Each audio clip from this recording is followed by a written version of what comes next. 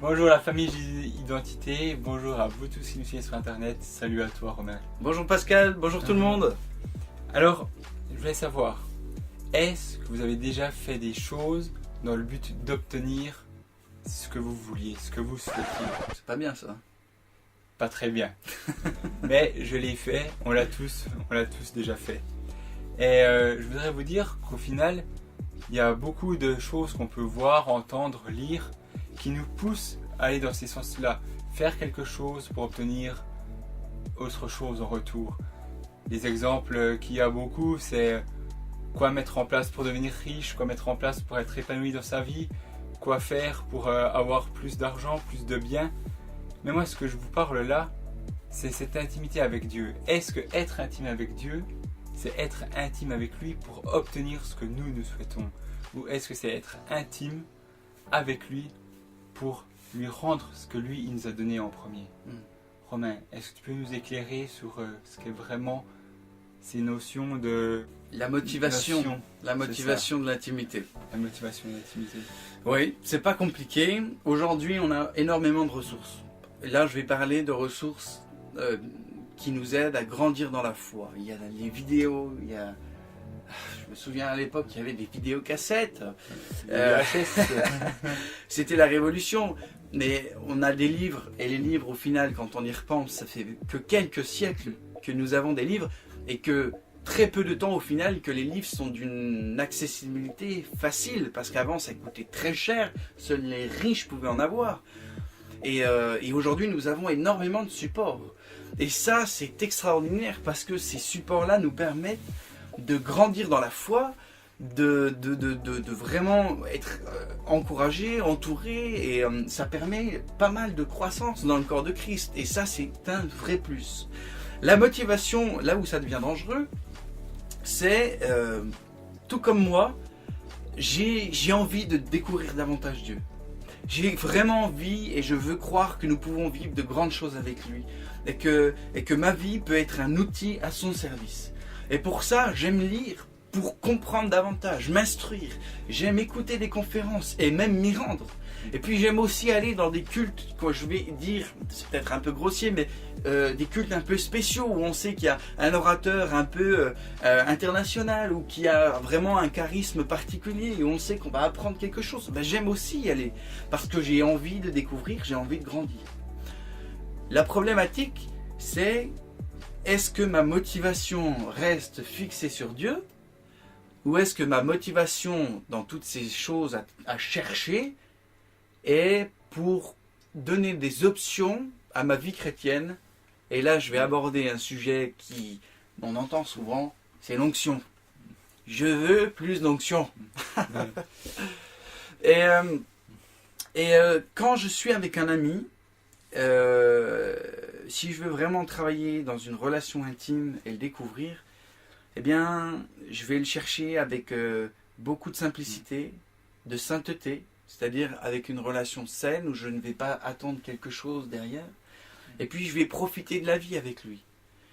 Parce que je veux que ces moments-là, bien, on puisse créer des souvenirs, qu'on puisse avoir des échanges, et puis que je puisse profiter de la vie avec beaucoup de joie si possible. Parce que les amitiés, c'est aussi ça. C'est avoir de la joie. Au contraire, si mon objectif d'être ami avec telle ou telle personne, c'est dans l'idée d'obtenir quelque chose, de l'argent, des services, ou même une amitié, parce que pour l'instant j'ai pas trop d'amis, et puis tu joues un peu le bouche-trou, ça s'appelle de la manipulation. C'est-à-dire c'est diriger quelqu'un dans une voie pour obtenir quelque chose de précis. Et là on n'est pas du tout dans le don de soi comme dans une amitié, on est dans l'attente de quelque chose, et là ça biaise les choses. Dans la Bible on a un passage très clair là-dessus, c'est Simon le magicien. Ouais. Et ça, c'est quelque chose qui me marque énormément. Parce que cet homme-là, il faisait lui-même des choses. Et il a été confronté aux apôtres et à la puissance de Dieu qui s'est manifestée. Et il a suivi les apôtres quelque temps. Et il a vu des miracles, des guérisons. Il a vu la manifestation de Dieu. Et qu'est-ce qui se passe? Il vient vers l'apôtre et il lui dit combien est-ce que tu veux pour que j'acquière cette puissance que tu as?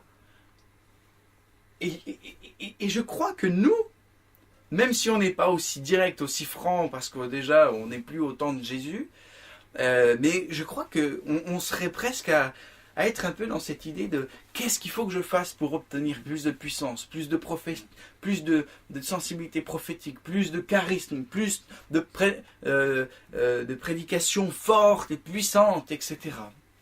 Et je crois que il y a plein d'outils qui sont super bons à notre disposition, des ouvrages, des livres, des vidéos, etc. Mais ces outils ne seront utilisables que si nous le branchons sur le courant électrique de Dieu. Si on recherche avant toute chose, Dieu. Rester focalisé sur Dieu. Exact. Et pas pour notre propre personne. Exactement. En fait, ce qu'il ne faut pas oublier, c'est que l'intimité, ce n'est pas chercher quelque chose, mais c'est chercher quelqu'un. Je répète, l'intimité, ce n'est pas chercher quelque chose, mais c'est chercher Dieu, c'est chercher quelqu'un. Et on ne cherche pas des options dans l'intimité. Des fois, on va prier pour obtenir plus d'options dans notre vie spirituelle, dans notre vie avec Dieu. Oh, donne-moi plus de ça, donne-moi plus de ci, donne-moi plus d'onction dans la louange, fais-moi un leader de louange, fais-moi un évangéliste. Non, on doit chercher Dieu avant toute chose. Et ce qui est dingue, c'est que Dieu nous donnera dans l'intimité la capacité de gérer l'onction qu'il nous donnera. Parce qu'il nous en donnera, il nous en donne, ça c'est une certitude. Mais il nous en donne quand on a vraiment cette capacité à pouvoir la gérer. Et comment on peut la gérer? Quand on connaît Dieu, quand on connaît son cœur. Parce que quand si demain, j'étais comme l'histoire des rois de France, où on a eu plusieurs rois à 2 ans, ou dans les premières années de leur vie, mais qu'est-ce que vous voulez qu'ils fassent de bon? Quelles décisions est-ce qu'ils peuvent prendre? Comment gérer tout ce pouvoir qu'ils avaient entre leurs mains? Impossible. Et Dieu ne nous donnera jamais ça, parce que c'est comme s'il allait nous envoyer au casse-pipe. Donc, ce qu'il faut se rappeler, c'est vraiment que Dieu nous invite à le chercher avec simplicité. Lui et pas autre chose. Dieu n'est pas un système, c'est une personne. Et quand on cherche l'intimité, on le cherche lui. Et je voudrais lire un passage, c'est le psaume 119, verset 2 qui dit « Bienheureux celui qui garde ses témoignages, ses préceptes, et qui le cherche de tout leur cœur. » Et je crois qu'en fait, Dieu nous a créés à la base pour un cœur à cœur. Ne perdons pas de vue ça. C'est la base, c'est le fondement, c'est ce qui fait que c'est la garantie d'une relation équilibrée. Dieu nous invite à avoir un cœur à cœur avec lui, quelque chose de profond, de vrai, de sincère, et de ne pas diriger. Une relation dirigée, c'est pas une relation. C'est de la manipulation, on cherche des intérêts, et ça ne peut pas du coup être vrai. Et Dieu, ce soir, eh bien, il veut vraiment vous inviter à rediriger ce que vous cherchez de lui. Vous savez, j'ai peur de recroiser des gens dans 10 ans, dans les mêmes conférences, dans les mêmes cultes, à retourner dans des conférences sur la guérison divine parce qu'ils veulent la guérison divine absolument. Ils veulent prier pour les gens et voir des miracles, mais ils ne cherchent pas Dieu. Je suis persuadé que dans 10 ans, je les reverrai dans les mêmes conférences parce qu'ils voudront toujours et toujours et toujours plus. Et je crois vraiment que la clé, c'est de chercher Dieu avant toute chose. Arrêtez de si votre priorité c'est de chercher quelque chose avant de chercher Dieu, recentrez-vous. Recentrez-vous parce que c'est vraiment en lui que vous allez trouver toutes ces choses, que lui va pouvoir vous parler, que lui va pouvoir vous guider, qu'il va vous donner aussi cette fougue d'y aller, de prendre les risques et de voir les premières percées dans le domaine qui vous porte à cœur. Ce que je dis, c'est que Dieu vous a donné une sensibilité. Chacune, nous avons des rêves et des désirs que Dieu lui-même a déposés en nous. Et ça, c'est très bon. Et il faut y courir après. Mais c'est pas courir après ses dons, c'est courir après Dieu qui va développer nos dons. Et ça, c'est toute la différence. C'est toute la différence. Courir après celui qui nous a donné ces dons et qui va nous donner les capacités de les mettre en œuvre, en application. Le monde fait complètement l'inverse. C'est 10 raisons ou 10 clés pour devenir le meilleur manager. 10 clés pour faire de vous un homme influent. C'est vous pouvez vous sauver vous-même. Parce que j'ai la méthode, et en appliquant cette méthode, vous arriverez à bouger des montagnes.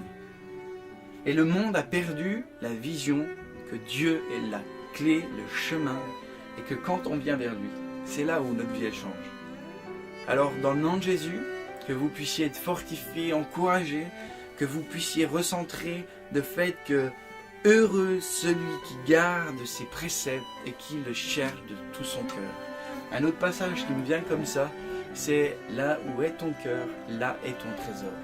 Et je crois que c'est vraiment un fondement incroyable pour nous.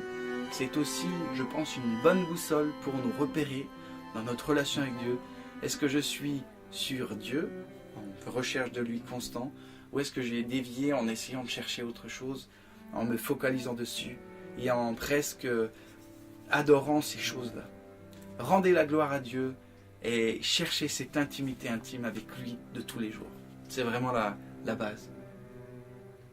Soyez bénis les amis. Que Dieu vous bénisse. À bientôt. Ciao ciao.